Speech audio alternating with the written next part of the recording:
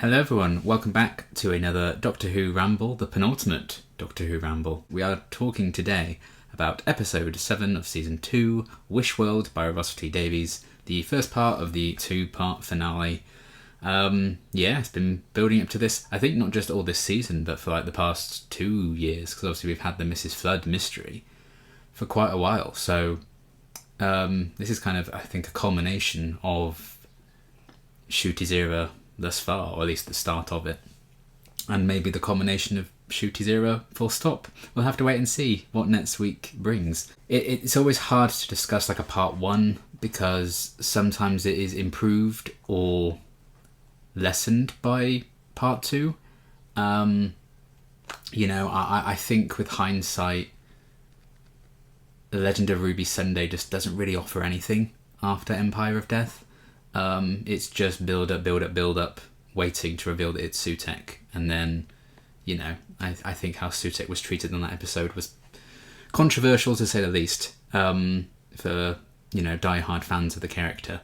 I feel like it didn't really offer us anything new that we didn't already know. And it was just kind of 45 minutes just so they can do a cliffhanger. And I think potentially Wishworld is going to fall into that same trap. It did. This felt like an episode that I enjoyed watching, I enjoyed the vibes of, but I also kind of feel like, what actually happened? Did we need all of this, really? And I think the main issue I had with it was that there were just too many characters here. There was just too many things thrown in. And the fact that there were so many things thrown in here that need to be then resolved in the finale next time, I just don't think there's going to be enough room to solve everything in a satisfying way. I think the finale is like an hour and 6 minutes or something. I think the runtime's supposed to be. It's something like that. There's so much. There's so much to wrap up.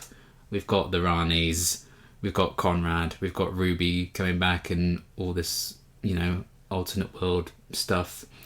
We potentially need to wrap up Belinda's story if she's a one-season companion. Potentially 15 could regenerate in next week's episode. Me to answer a question like, why did Mrs. Flood wait 2 years for this to happen? Why did she disguise herself all that time? What was her plan going to be if the Doctor didn't have like a Vindicator to use? Because it feels like she was really reliant on that. What was going on with all that? Potentially fucking Omega coming back, and we have to introduce and get rid of him in the space of an hour. We have to cycle back to the Doctor's mission to like track down Belinda that he was on at the start of the Robot Revolution. Why does he get sent on that path? Because we still haven't seen that loop get tied up. There's a lot. Susan might even show up. Rogue might even show up. So, I think this episode, because there were so many characters in it, Mel was also here this week, just there. All the ideas that these characters were kind of attached to, these storylines and these themes that they were trying to explore, none of them get properly, fully fleshed out and explored just because, like, okay, next person, because we need to check in with this person now. It got to a point where it was like, God, we haven't seen the Rani in ages. Like, can we get back to that? Like, this feels like it should be a bigger deal. But maybe not, because maybe the Rani finally coming back is about to be overshadowed by Omega finally coming back. So it feels like Mrs. Flood was immediately like, discarded for the Rani, the true Rani, and now it feels like Rani's going to be discarded for Omega. So I'm not sure how satisfied next week will be in regards to like wrapping up everything that has been set up. But, we don't know for sure yet. But this episode very much felt like this was the most part 1 to ever part 1. I feel like it was very much human nature meets The Wedding of River Song meets The Lie of the Land meets The Last of the Time Lords. There was a lot kind of going on, and I think I feel like we got things explained, like what the Rani was planning and how she was going to do it. All of that completely went over my head, the big explanation-y stuff. So I just think it was a bit overcomplicated and overstuffed, especially for a part 1. So if I'm already not following the story in the first half, am I going to be that invested in the second half? We'll have to wait and see how this all gets wrapped up next time. But, you know, I did enjoy watching this episode. I think, you know, it was entertaining. But it just left me with more concerns, I think, than anything else. I enjoyed the vibes more than the actual episode's content. But yeah, let's just probably get into it. So I actually felt quite nostalgic when the episode kicked off. It felt like a very Chibnall era-esque beginning to an episode with, like, you know, the title card of this place and the year and the whole even the way it was shot. That opening sequence with the Rani, you know, finding the baby and taking this baby. It felt very, just very Chibnall era sort of episode. Like, well, we're going to this place now, and then we're going to this place. And I felt quite nostalgic for that. As one of the 10 people who really loved the Chibnall era. You know, that was kind of... It felt quite comforting to kick an episode off in that kind of way, in that kind of style. And I will have to say, let's just get this out of the way right from the off. Archie Panjabi as the Rani, shining star of this episode. Easily the best thing about it. She was brilliant in this episode. She was an amazing Rani. I really, really love her performance. If you can feel Kate O'Mara in her, but she's also kind of, you know, got something else going on as well. She delivers the camp, but there's an edge to the campness that separates it from what Kate O'Mara kind of brought to the character when she originated in the classic series. But I like that we did get little flashes of Kate O'Mara's Rani as well, because I think she was quite keen to reprise the role when the show came back, and obviously she died before that was able to happen. And I do think Archie's performance in this episode was brilliant. Like, right from this first scene, I was like, oh wow, you are so good. And it's so refreshing to have a Time Lord, Time Lady villain that's not the Master. And I was scared, because Russell was kind of saying going into this episode, like, the Ranis actually count as one of the 3 members of the Unholy Trinity. That's like the baddies of the finale. So it's Conrad, the Ranis, and a third entity. And I was kind of thinking, please don't be the Master, just give them a rest. And I'm so glad it wasn't. I mean, Omega was kind of, I think, the choice. And again, there were a lot of leaks surrounding Omega's return in the finale. And those seem to be coming into fruition. And we'll see what happens with that, because Omega's line in this episode was they just ripped the sound from a classic series story. So if they haven't cast a new actor, and they haven't recast Omega, and they're just using older lines, maybe we're not actually going to see Omega, or they're going to do something else with him, which is kind of intriguing. But that's something to talk about next week. We have no idea what they're going to be doing yet. But yeah, Archie Panjabi, star of the episode. She was brilliant. And yeah, I just really loved having something different with her, and she's very logical and calculating, and she's not just, you know, I'm crazy, I'm so wild and mad and whoa. You know, I really like the ruthlessness of her, and it's great to have her, but it's also kind of like, why was Mrs. Flood not like this? And at least when she bi-regenerated, she completely changed her personality. She kind of became a minion. I mean, I feel like it's probably the most obvious thing that they're setting up Mrs. Flood betraying the Rani in the end, and probably, you know, doing the right thing. Kind of like Missy turning on the Master at the end of Series 10. I feel like we're going to get a similar sort of situation to that. Because, you know, we had a few moments of Mrs. Flood kind of venting her frustrations this episode. And I do think it's a shame that she's kind of just relegated to, you know, the Igor, to the Rani's Dr. Frankenstein. And yeah, I do wish Mrs. Flood had acted a bit more like the Rani. I guess she was probably disguised, but the fact that this episode still didn't actually explain why she was doing all that. How can she break the fourth wall? How did she know that, you know, Sutek waits no more, gonna stare down the camera? The fact, I feel like this was the episode that you explained that. Even if we get it next week, and I feel like we should, you know, why was that not addressed now? It feels like this should have been the episode to do it, particularly right at the end when everything gets info dumped, even though I didn't understand any of it. So that was kind of strange as well. But Anyway, I really enjoyed the Rani in this episode for the most part.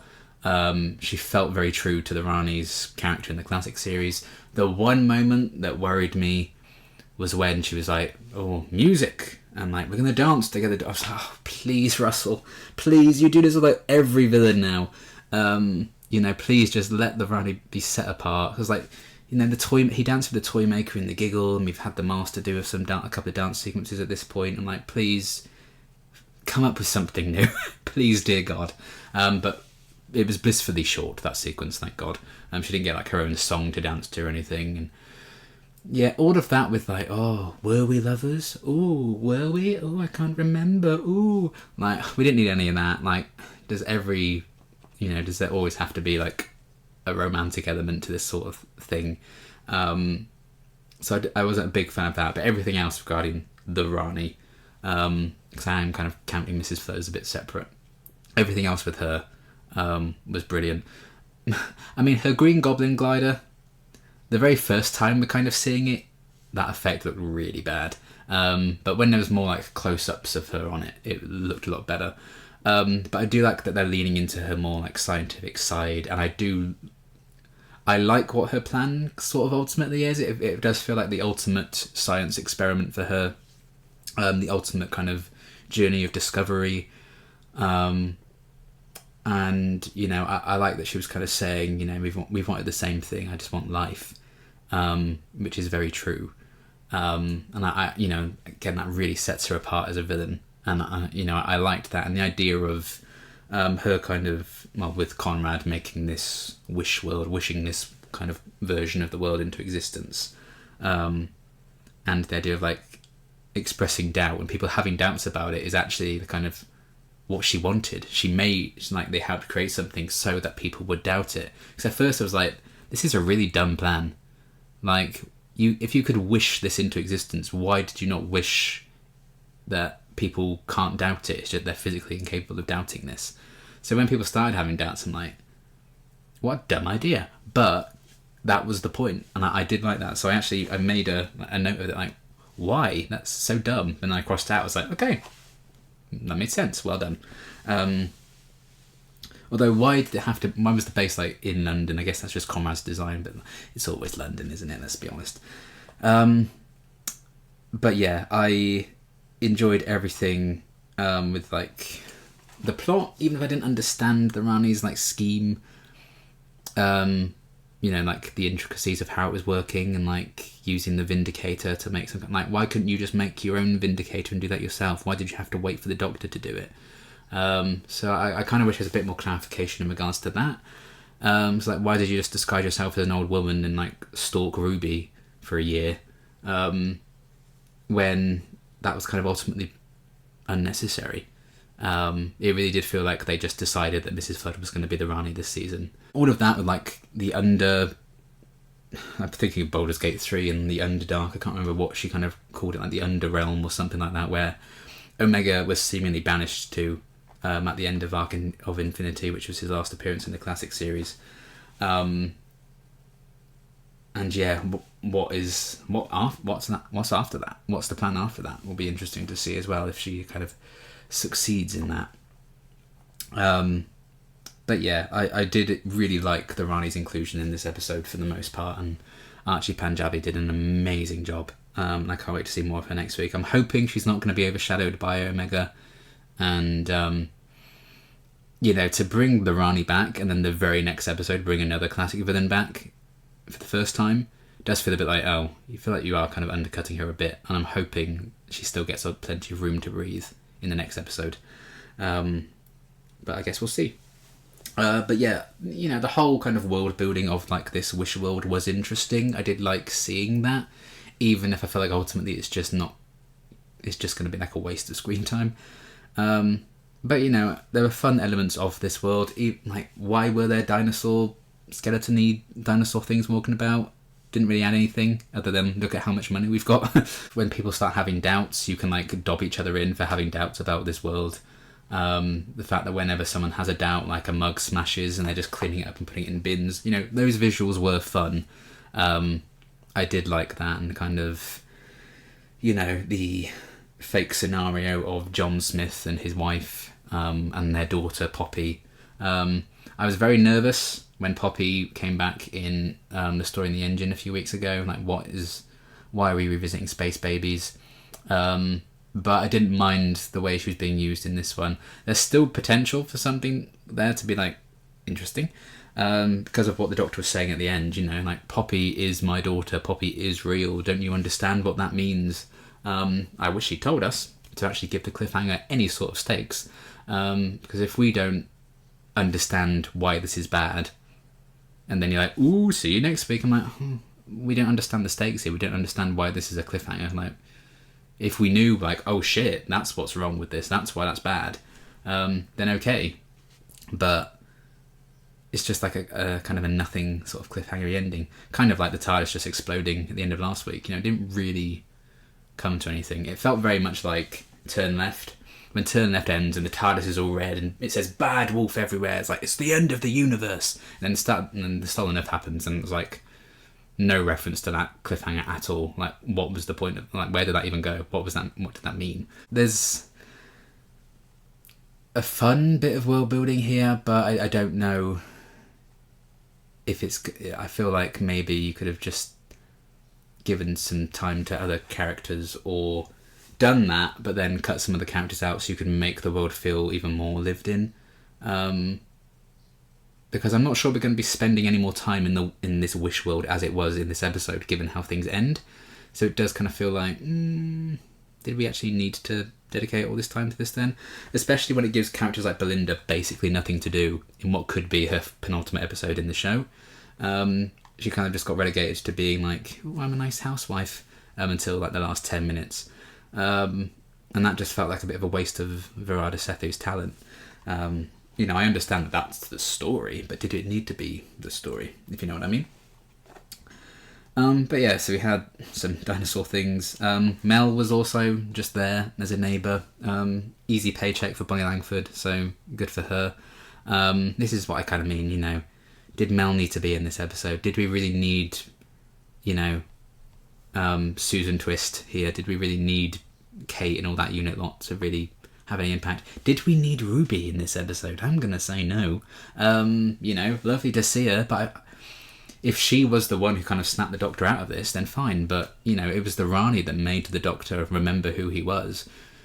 And I feel like everything with Ruby, we could have just done that with Shirley and her group of, you know, friends that were trying to find out exactly what was going on, and conveniently still just had a unit iPad for some reason.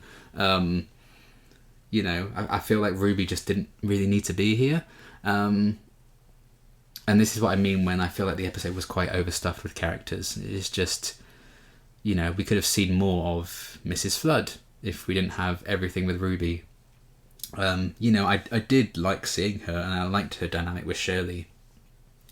And I liked, you know, the commentary on people who might be disabled, just get shoved into like this little like homeless camp because they're not in Conrad's perfect vision of the world, and like a perfect world, you know, has people, you know, able-bodied people in it, and able-bodied people alone. It's fucking awful. But also, sadly, there are some sickos out there who would, in an ideal world, think that way. So I liked the social commentary with that, and I'm not saying it shouldn't be in here, because I do think there would be some episodes that would do a concept like this in Doctor Who and not really address that kind of thing. So I like that they did address that. But is it going to go anywhere? Is it going to mean anything? You know, we've introduced like the pantheon of gods and everything this era. Is that going anywhere, or is it just a thing now? Is this going anywhere, or is this just a thing to pad out this runtime? That's what I'm kind of unsure of. So we'll see. But yeah, it's just the whole Ruby thing as well. It just, she got like the sad backstory of like, no, she was questioning this world. And yet again, we see Carla, an alternate universe version of Carla, like turn against Ruby and just be mean and horrible. This is the third time they've done this with Carla now. It happened in the church on Ruby Road, it happened in 73 Yards, and it happened again here. I felt like we spent more time with Carla not being Carla than Carla herself. So again, it just felt like, did we need that in there? Did we need to see Carla and Cherry in this episode at all? I'm not sure we did. So it's just so many ideas. It felt like the Stolen Earth and Journey's End, where like everyone ever is coming back and getting referenced in this story.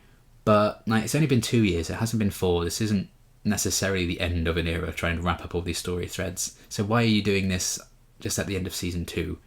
I know we like to, Russell likes to amp up the stakes every year and be like, this is, the ultimate thing. This is the greatest villain the Doctor's ever faced. And then 2 weeks later, it's like, no, this is the greatest villain the Doctor's ever faced. Stakes, stakes, stakes.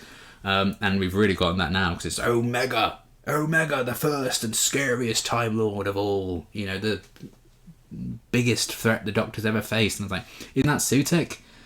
Wasn't Sutek the god of all gods? So why should we care about this guy? If you can beat the god of all gods, why do we care about this? And yeah, somehow Sutek became the god of all gods, even though he spent the entire time just clung to the TARDIS. How did he even become king of the gods? I don't know. But still, I digress. So yeah, it's nice seeing Ruby and Shirley and all that, and I liked the message behind what they were doing with Shirley, and the commentary on that. I think there was something in that. But again, it just didn't have the room to breathe because so much was going on. And, you think of like a Sarah Jane Adventure story like The Curse of Clyde Langer, which kind of tackles homelessness. And obviously this is a kind of a different beast, but it's such a more focused and tight story. It can really lean into, the story it's trying to tell and the themes it's trying to explore. And maybe if it had been another episode, it could have done that. But the fact that this is like part 1 of a finale, there just isn't time. So I think it was kind of a shame. What else have I got? Just more world building stuff really. I did think it was very interesting when the Doctor calls Colonel Ibrahim like a beautiful man. And it's like, no, you can't be attracted to men if you're a man. You can't be gay. So, that stuff is good because that is showing us something about Conrad's character, because he's dreamt this world into being. This is showing us something about his character and not just telling us. There's a lot of telling, not showing, I think, in this era. And the Chibnall era is accused of doing the same thing. But this is what I'm talking about. This is like, okay, you're actually showing us something about a character rather than just telling us something and expecting us to just believe it and run with it, even though nothing has shown that. But this is showing us just we already knew what a piece of shit Conrad was, but this is kind of adding to that. And I also did enjoy the book that Conrad was reading from. It was very clearly inspired by the cover of the first Harry Potter book. So, this kind of evil person with horrible views of the way the world should be, reading this storyteller. Their book looks like a Harry Potter book. I liked that commentary because fuck JK. So, there was good stuff in here and worthwhile stuff. So that did work. And, I think it was interesting Conrad's position in this episode of just kind of being like, this pretend, I guess, king of the world, when it's actually the Rani really pulling the strings, and he probably hates that idea, or he's been manipulated into thinking that isn't how things are. Because, you see he's been there for a while, and when Mrs. Flood comes to give him some food, he's like, oh my god, it's been ages, and like he actually hugs her and stuff. So you kind of see he's still just that broken little boy who, his mother used to hit him. You see him kind of reduced to that a bit and want a kind of maternal figure. So there is some good stuff for Conrad's character in here that's just being shown to us and not told, which is great. But I'm also kind of scared like he's just going to get killed in like the first 5 minutes of the finale, because there just isn't going to be time to do any more with him. But there's some nice stuff with that, and I did enjoy him kind of telling the story and like giving us some sort of exposition-ish. Filling people in maybe who aren't familiar with the Rani throughout the episode. He can kind of, give you a broad idea of what the Doctor and the Rani's history was. And I thought like the Rani's like minions who were like not even typing, because they had this like really long fingers that like stuck to the desks they were at. just saying all these numbers. It felt very much like the controller in The Parting of the Ways or Bad Wolf, because she was just stood there and like she was wired up to this device and she was just saying a bunch of numbers, wasn't she? So it felt like a kind of a repeat of that, like a twist on that. So I liked those kind of vibes from those things. I thought the design of them was cool. It's hard to feel like I have a bunch to say, even though I have been talking for ages, because, I don't know if this episode has any substance yet, because this might just all be completely disregarded in the finale, and none of this really properly carries over. This might have just been, a placeholder, so you could do a dramatic cliffhanger. This episode's substance, and it's worthwhile to like be a part one or to rewatch or whatever. We're not going to know that until next week's episode. It's kind of hard to really comment on some of these things yet, but I'm hoping that the substance that was shown briefly in this episode, like the stuff with Shirley, like Conrad's character stuff, actually does hold some weight in part two. Otherwise it's just going to be like, you've just wasted 45 minutes of our lives here. We got a few more flashes of Susan, one big flash of Susan. So, that's kind of a continuing, lingering thread from the Interstellar Song Contest, which was nice. So is she going to show up in the finale? I'd like to think so, but again, there's already a lot going on. Can we really do justice to finally bringing Susan back after decades and giving us some sort of satisfying conclusion to the Doctor seeing her again after all that time, along with everything else that's going on? I feel like that should just be an episode by itself. So we'll see. I kind of want to see Susan next week, but I also kind of don't. So it'll be interesting to see what happens with that. And then the other big cameo, pause for applause, everyone, Rogue is back. That was a nice surprise. I wasn't expecting to see Rogue again. How on earth he achieved that? How on earth he, hacked the TV and talked to the Doctor like that? No idea, but sure, let's go with it. It was nice to kind of see potentially where he's ended up. Maybe he got sent where Omega is. So are we going to see Rogue next week? I'm kind of hoping so, especially if we are maybe wrapping up 15-0 next week. It's kind of the only chance we have to see Rogue again. But yeah, that was a really nice surprise to see him, and he kind of tried to help snap the Doctor out of this and give him the idea about the tables, like pay attention to the tables. They don't do that. So that was good. I don't think it's earned to be like, I miss you. No, more than that. You knew him for half an hour. Like, I enjoyed Rogue as a character. I enjoyed that episode, but I do think that romance was so rushed and unearned.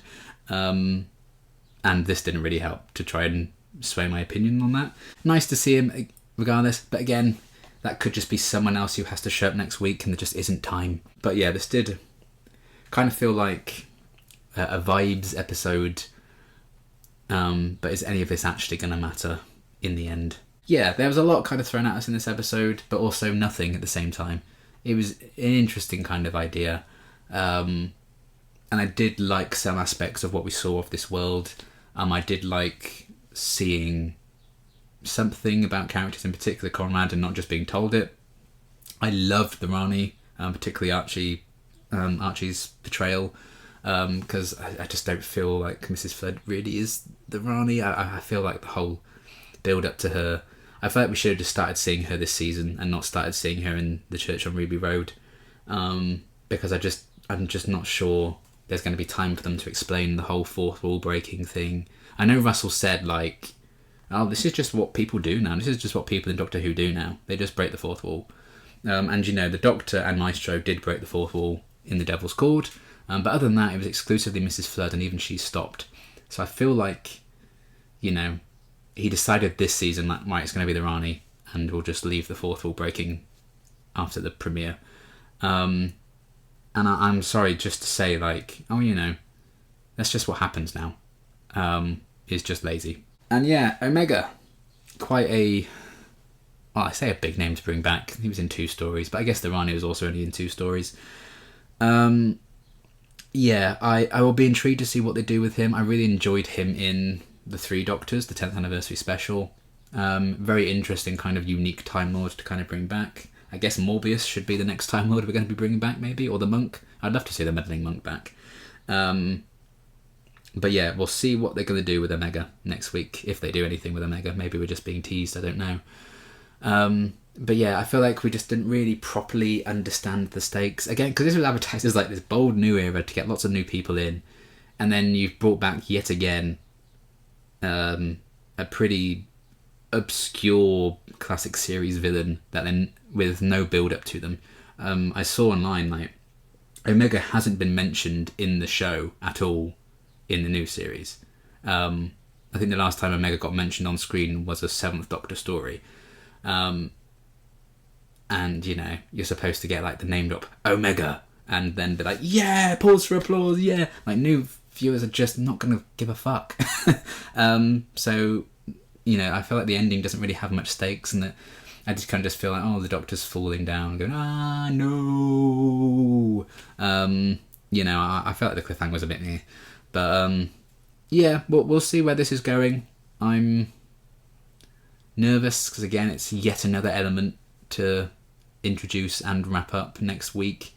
So yeah, we'll see what happens. I'm intrigued, and I'm really, really hoping that this turns into something spectacular. Because, you know, I think this series has been on a really good trajectory so far, quality-wise. I will admit I have soured on the Interstellar Song Contest, kind of watching reviews and stuff, because I've just realised now how badly they handled everything in the Interstellar Song Contest and how much they fucked that up and how harmful and just bad it is for the Doctor's character. But I've enjoyed all the other episodes this season. My cat's starting to meow, so this is really the time to say, like, wrap it up. So yeah, I have really enjoyed this season. I think it's been a huge step up on Series 1. So I really wanted to kind of nail it, because Empire of Death for me, wrapping up last season, was a big leap.